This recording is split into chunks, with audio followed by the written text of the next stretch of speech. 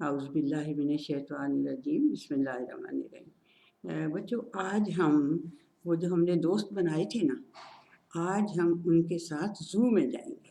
انہوں نے پہلے ہی ہمیں بتا دیا کہ آج ہم نے زو میں جانا ہے، تو چلیں جی زو میں چلتے ہیں ان کے ساتھ۔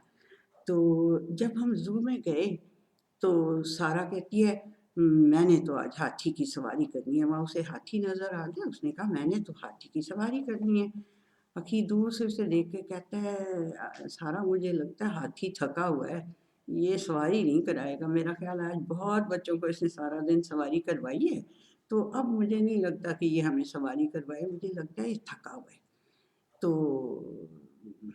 وہ سارا بھی جواب سارا نہیں دیتی، وہ ہاتھی کہتا ہے اخی تم نے بالکل ٹھیک سمجھا ہے، میں بہت تھکا ہوا ہوں، میں تو نہیں آج تمہیں سواری کروا سکتا۔ تو سارا اداس سی ہو جاتی ہے، تو کہتا ہے سارا اداس نہ ہو، میں سواری نہیں کروا سکتا لیکن آپ کو ایک کہانی سنا سکتا ہوں بڑی مزے کی۔ تو سارا کہتی واہ وہ تو بہت ہی اچھی بات ہے، چلو جی اب سب ہم کہانی ہاتھی سے سننے لگے۔ تو ہاتھی کہتا ہے کہ آپ کو پتہ ہے کہ بہت پرانی بات میں آپ کو بتانے لگا ہوں، بہت پرانی ہسٹری بتانے لگا ہوں آپ کو۔ تو سارا کہتی کوئی بات نہیں، بے شک پرانی ہسٹری ہو لیکن اگر وہ اتھینٹک ہو اور وہ سچی بات ہو تو پھر تو ہم بڑے شوق سے سنیں گے۔ تو ہاتھی کہتا ہے دین آئی وین، میں جیت گیا ہوں، میں تو آپ کو ایک بہت ہی سچی کہانی سنانے لگا ہوں۔ تو اخی کہتا ہے چلو یار سناؤ پھر۔ اچھا جی، اب ہاتھی ایسے سناتا ہے اپنی سٹوری، یہ سناتا ہے کہ آپ کو محمد صلی اللہ علیہ وسلم کا پتہ ہے؟ تو سارا کہتی ہے ہاں وہ ہمارے وہ اللہ کے آخری رسول تھے، تو ان کا تو ہمیں پتہ ہے، ہم جب کلمہ پڑھتے ہیں اشہد ان لا الہ الا اللہ و اشہد ان، تو ہم کہتے ہیں محمدن عبدہ و رسولہ، تو ہمیں پتہ ہے کہ وہ کون ہے۔ تو پھر کیا ہوتا ہے کہ وہ کہتے ہیں ہاں ان کے دادا تھے، ان کے جو دادا تھے نا ان کا نام تھا عبد المطلب، اور وہ تھے اپنے مکہ کے وہ چیف تھے۔ مکہ کا پتہ ہے نا جہاں اللہ تعالیٰ کا گھر ہے، اس کے وہ چیف تھے۔ تو ایک دفعہ کیا ہوا کہ اب وہ وہاں پہ اس کی یعنی پروٹیکشن بھی کرتے تھے، پروٹیکٹ بھی کرتے تھے اللہ تعالیٰ کے گھر کو، اور اس میں جو اللہ تعالیٰ کے مہمان آتے تھے انہیں وہ کھانا دیتے تھے، ان کا ٹیک کیئر کرتے تھے، ٹھیک ہے جی۔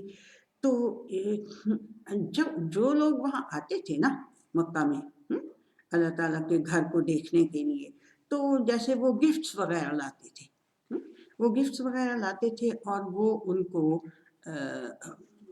یعنی بہت زیادہ گفٹس اکٹھے ہو جاتے تھے، کئی دفعہ تو بڑے بڑے کاسٹلی گفٹ ہوتے تھے۔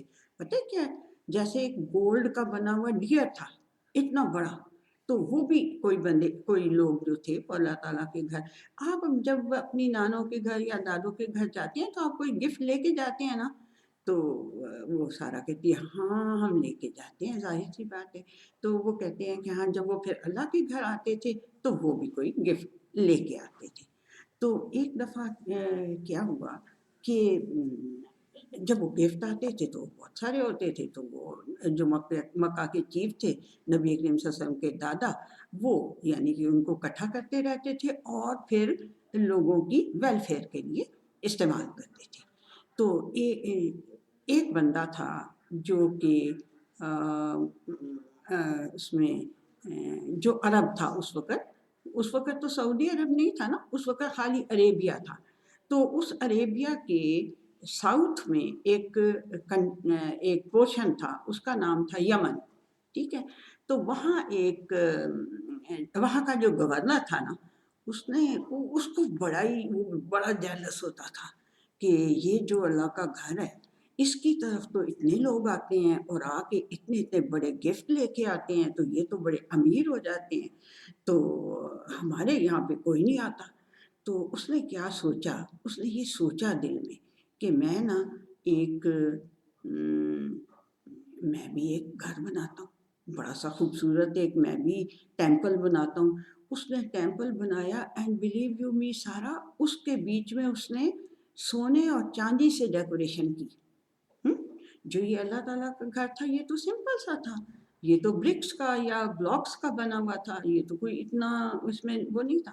لیکن اس نے کیا، اس نے کہا کہ لوگ اٹریکٹ نہیں ہوں گے جب تک کہ میں سونے اور چاندی کی ڈیکوریشن نہیں کروں گا۔ تو اس نے سونے اور چاندی سے ڈیکوریشن کی جی اس میں، اور لوگوں کو اٹریکٹ کرنے کے لیے بڑے خوبصورت کلرز لگائے، بڑے اچھے وہ جو ہوتے ہیں یہ مرر اور شیشے اور پتہ نہیں کیا کیا، اس نے بہت کچھ کیا تاکہ لوگ جو ہیں وہ اس کی طرف اٹریکٹ ہوں اور آئیں۔ تو کوئی بھی نہ آیا، اس کی طرف کوئی بھی نہ آیا۔ پھر جب سیزن آیا، حج کے سیزن میں زیادہ تر لوگ آتے تھے نا، جب حج کا سیزن ہوتا تھا، تو کوئی بھی نہ آیا اس کی طرف۔ تو اسے بڑا غصہ چڑھا، اس نے کہا یار میں نے اتنے پیسے خرچ کیے ہیں، میں نے اتنی ڈیکوریشن کیا، اور یہ عربوں کو دیکھو یہ ادھر منہ ہی نہیں کرتے، یہ ادھر آتے ہی نہیں ہیں، جاتے ہی پھر ادھر ہی ہیں۔ تو اس نے کہا کہ پھر اس نے سوچا کہ کچھ اور داؤ چلانا چاہیے، کوئی اور ترکیب لڑانی چاہیے تاکہ لوگ جو ہیں نا وہ یہاں آئیں۔ تو اب وہ ہے تب بڑا جینیس بھی تھا، but he was evil genius, وہ ایول جینیس تھا۔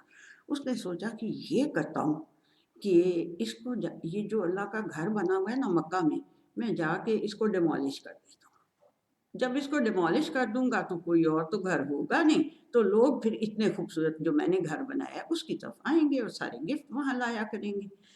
تو جناب یہ ہوا کہ اس نے ایک بہت بڑی آرمی بنائی، اور آرمی میں اس نے ہاتھیوں کی ایک آرمی بھی بنا لی، مطلب بہت سارے ہاتھی ٹرین کر کے انہیں اٹیک کرنے کی طرح ان کو ٹرین کر لیا، اور انہیں بھی ساتھ لے کے آیا۔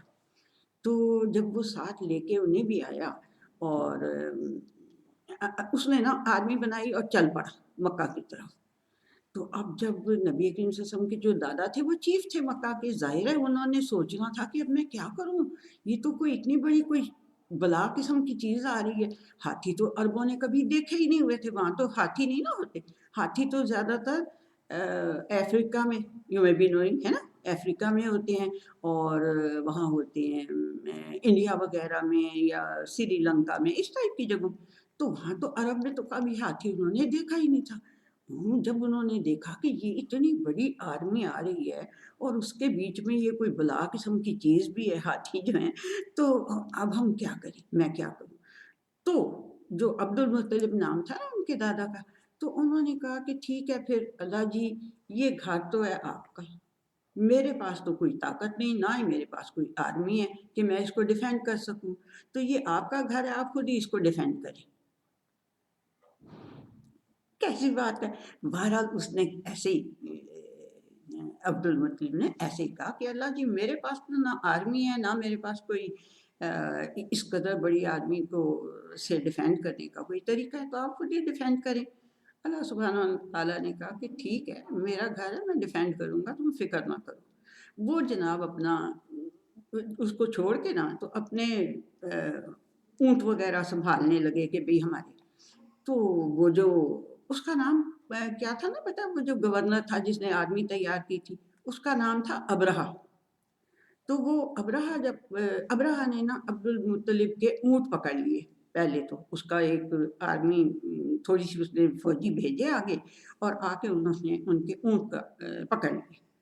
تو عبد المطلب نے کہا بھائی میرے اونٹ چھوڑ دو، یہ ان کو تم نے کیا کرنا ہے، اونٹ مجھے دے دو واپس۔ تو انہوں نے کہا ہم اللہ کے گھر کو ڈیمالش کرنے آئے ہیں، تمہیں اپنی اونٹوں کی پڑی ہوئی ہے۔ انہوں نے کہا دیکھو یہ اونٹ تو ہیں میرے، اس لیے میں ان کو ڈیفینڈ کر رہا ہوں، وہ گھر ہے اللہ کا، وہ آپ ہی ڈیفینڈ کر لے گا۔ تو اب ابرہہ اور شیر ہو گیا کہ اس کو تو ڈیفینڈ بھی کرنے والا کوئی نہیں ہے۔ تو جب وہ آرمی لے کے چلا تو اللہ سبحانہ تعالیٰ نے کہا کہ ٹھیک ہے میں نے تو اپنا گھر بچانا ہے، اور اللہ کے پاس تو بہت بڑی بڑی آرمیز ہوتی ہیں، ہمیں نہیں ان کا پتہ چلتا، but he has many armies, اللہ سبحانہ تعالیٰ پاس بہت آرمیز ہوتی۔ تو انہوں نے کیا کیا کہ اللہ سبحانہ تعالیٰ نے کیا کیا کہ چھوٹے چھوٹے پرندے، کین یو بلیو، چھوٹے چھوٹے پرندے بھیجے اتنی بڑی آرمی کے اگینسٹ۔ تو سارا کہتی لے ہاتھی، آپ مجھے یہ بتائیں اتنے چھوٹے چھوٹے پرندے اتنے بڑے بڑے ہاتھیوں کو کیا کریں گے بھلا، یہ کیسے ہو سکتا ہے کہ اللہ تعالیٰ چھوٹے سے پرندوں سے ڈیفینس اپنا لے۔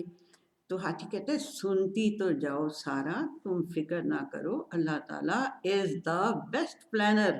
اس نے بڑی زبردست پلاننگ کی ہوئی تھی. اس نے کیا کیا کہ ان جو پرندے تھے انہیں ابابیل کہتے تھے. کٹھے ہو کے اڑتے تھے نا جب پرندے، تو انہیں ابابیل کہتے ہیں. تو اللہ سبحانہ و تعالیٰ نے کیا کیا کہ وہ جو پرندے تھے نا چھوٹے چھوٹے، انہیں کہا کہ اپنی بیکس میں، چونچوں میں اور اپنے پنجوں میں چھوٹے چھوٹے پتھر، چھوٹے چھوٹے پتھر، وہ اللہ سبحانہ و تعالیٰ نے انہیں کہا، ان پرندوں کو یہ حکم دیا کہ تم یہ پتھر لے کے اور جاؤ اور ان پتھروں کو جا کے ہاتھیوں کے اوپر پھینکو اور اس آرمی کے اوپر پھینکو. ظاہر ہے اللہ تعالیٰ کا حکم تو ہر مخلوق اللہ کا حکم مانتی ہے. پودے مانتے ہیں، پرندے مانتے ہیں، جانور مانتے ہیں. انسان ہی بڑا شرارتی ہے، وہ نہیں مانتا، وہ کئی بار اپنی اپنی مرضی کرتا ہے. تو بہرحال یہ تو میں ویسے تمہیں کہہ رہا ہوں، ہاتھی کہتا ہے ویسے ہی میں تمہیں کہہ رہا ہوں تاکہ تمہیں یہ یاد رہے کہ جانور تو ہم سے اچھے ہیں، وہ تو اللہ کی باتیں مانتے ہیں، مگر انسان کئی بار نہیں مانتا. بہرحال آگے کہانی سنو. کہانی یہ ہے کہ جب وہ پرندے ان کے اوپر پتھر پھینکتے، جب وہ چھوٹے چھوٹے پرندے، بالکل چھوٹے چھوٹے پرندے لیکن بہت زیادہ، اور ان کی چونچوں میں اور پیروں میں پتھر پکڑے ہوئے تھے، چھوٹے چھوٹے پتھر. جب وہ ان کے اوپر پتھر پھینکتے تو وہ ادھر ہی جس کو وہ پتھر لگتا، چاہے وہ اتنا بڑا ہاتھی، کتنا بڑا ہوں میں، دیکھو کتنا بڑا ہوں میں، اور کتنا موٹا اور کتنا مضبوط ہوں. میری تو کھال ہی بڑی مضبوط ہوتی ہے، یعنی اسکن جو ہے ہاتھی کی وہ بڑی موٹی ہوتی ہے. تو کہتے دیکھو میری اسکن کتنی موٹی ہے اور میں کتنا بڑا ہوں.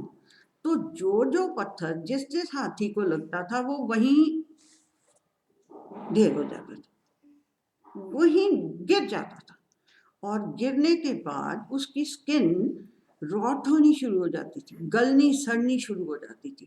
اسی طرح انسانوں کو، جس انسان کو لگتا تھا وہ وہیں ڈھیر ہو جاتا تھا. ڈھیر ہو کے اور وہ جناب اپنا تھوڑی دیر کے بعد مر جاتا تھا. اسی طرح ساری ہاتھیوں کی فوج جو ہے وہ مر گئی. تو اور ابرہا جو ہے وہ بھاگا، لیکن اس کو بھی پتھر لگ چکا تھا، وہ بھاگتے بھاگتے رستے میں ہی مر گیا. تو اس طرح سے اللہ سبحانہ و تعالیٰ نے اپنے گھر کو ڈیفینڈ کیا. کس سے؟ چھوٹے چھوٹے پرندوں سے، جن کے چونچوں میں پتھر پکڑے ہوئے تھے، پنجوں میں چونچوں میں پتھر پکڑے ہوئے تھے. ہاں تو وہ جو ہے اپنا اخی کہتا ہے ہاتھی بھائی مجھے تو یہ لگتا ہے کہ وہ جو پتھر تھے نا، وہ اللہ تعالیٰ نے کوئی کیمیکل بامز بنائے ہوئے تھے. وہ ہاتھی کہتا ہے یہ تو بات تمہاری ٹھیک ہے، تم بچوں، آج کل کے بچوں کو کیمیکل بامز کی تو بہت اچھی سمجھ آ جائے گی. واقعی میں وہ جو پتھر ان کی چونچوں میں اور اس میں پیروں میں پنجوں میں پکڑے ہوئے تھے، انہوں نے واقعی کیمیکل بامز والا ہی کام کیا تھا کہ جو ہاتھیوں کی اتنی بڑی فوج تھی اور جو اتنے بڑے بڑے ہاتھی تھے وہ سارے کے سارے چھوٹے چھوٹے پتھروں سے مر گئے. اور اس طرح اللہ سبحانہ و تعالیٰ نے اپنے گھر کو ڈیفینڈ کیا. وہ جو نبی کریم صلی اللہ علیہ وسلم کے دادا نے کہا تھا نا کہ یہ اللہ کا گھر ہے، یہ خود ہی اس کو ڈیفینڈ کرے گا، میں تو کچھ نہیں کر سکتا، میں تو اتنی بڑی فوج کا مقابلہ کر ہی نہیں سکتا، میرے پاس تو نہ آرمی ہے نہ میرے پاس کوئی ویپنس ہیں. تو وہ پھر یہ ہوا کہ وہ ساری آرمی ختم ہو گئی اور اللہ سبحانہ و تعالیٰ نے اپنے گھر کو بچا لیا. تو کیسی لگی پھر آپ کو کہانی؟ او سارا کہتی ہے واہ یہ تو بہت ہی اچھی کہانی تھی. اور یہ مجھے بتاؤ ہاتھی یہ ہے کہاں سے تم نے یہ کہانی سنی ہے؟ ہاتھی کہتے ہیں بھائی میں کوئی جھوٹی کہانی نہیں تمہیں سنا رہا، یہ قرآن حکیم کی کہانی ہے. سارا کہتی ہے بھائی اتنی مزے کی کہانی قرآن حکیم میں، تو ہم تو پھر دادوں سے کہیں گے ہمیں قرآن حکیم میں سے کہانیاں سنایا کریں. ٹھیک ہے جی، تو یہ تھی آج کی ہماری کہانی. تو اب آپ نے مجھے بتانا ہے کہ آپ کو یہ کیسی لگی.